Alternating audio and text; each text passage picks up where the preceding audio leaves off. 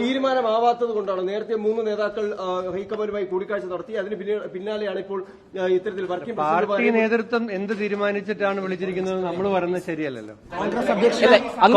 സംബന്ധിച്ചിടത്തോളം ഏറ്റവും പ്രധാനപ്പെട്ട ഒരു തീരുമാനമെടുക്കുകയാണ്. ആ തീരുമാനമെടുക്കുമ്പോൾ അതിനകത്ത് ജനാധിപത്യ രീതിയിൽ എല്ലാവരുടെയും അഭിപ്രായം, പാർട്ടിയിലെ നേതാക്കളുടെ അതല്ലാത്തവരുടെ ഒക്കെ അഭിപ്രായം ഹൈക്കമാൻഡ് എടുക്കും. അപ്പൊ സ്വാഭാവികമായും മുൻകാലങ്ങളിൽ ഇതേ സമയം എടുത്തിട്ടുണ്ട്. നിങ്ങൾ ഉണ്ടാക്കുന്ന ബഹളമാണ്. അപ്പോൾ ഹൈക്കമാൻഡിനെ സംബന്ധിച്ചിടത്തോളം ഒരു തീരുമാനമെടുക്കുമ്പോൾ അതിന്റെ എല്ലാ വശങ്ങളും ചർച്ച ചെയ്യണം. എല്ലാ വിഭാഗം നേതാക്കളുമായിട്ട് അവർ ആലോചിക്കുക, അവരത് അഭിപ്രായം തേടും. അതിന്റെ അടിസ്ഥാനത്തിൽ ഉചിതമായ തീരുമാനമെടുക്കും. 8-9 ദിവസം മുമ്പുണ്ടായിട്ടില്ലേ? ഇപ്പൊ നിങ്ങൾ ഉണ്ടാക്കുന്ന ഈ ബഹളത്തിനപ്പുറത്ത് ഹൈക്കമാൻഡിന് അറിയാൻ കൃത്യമായ ഉചിതമായ സമയത്താണ്. രണ്ടുപേരും മന്ത്രിമാരായിട്ടായിരിക്കും. എനിക്കറിയില്ല.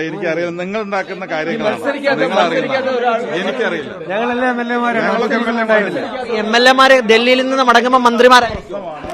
കോൺഗ്രസ് നേതൃത്വം ശക്തമായ തീരുമാനം ഉചിതമായ സമയത്ത് എടുക്കും. ബാക്കിയെല്ലാം നിങ്ങൾ ഉണ്ടാക്കുന്ന ബഹളത്തിനപ്പുറത്തൊന്നും ഏത് നിങ്ങൾക്കറിയാലോ. മുമ്പൊക്കെ തീരുമാനം എടുക്കുന്നവരെ നിങ്ങൾ ബഹളം വെക്കാറുണ്ട്. തീരുമാനം എടുത്തു കഴിഞ്ഞാൽ പിന്നെ നിങ്ങൾ അത് പറയും. അതുപോലെ ഇതും നല്ല തീരുമാനം എടുക്കും. ഈ മത്സരിക്കാത്ത ഒരാളെ മുഖ്യമന്ത്രി സ്ഥാനത്തേക്ക് ശരിയാണോ? മത്സരിക്കാത്ത ഒരാൾ മുഖ്യമന്ത്രി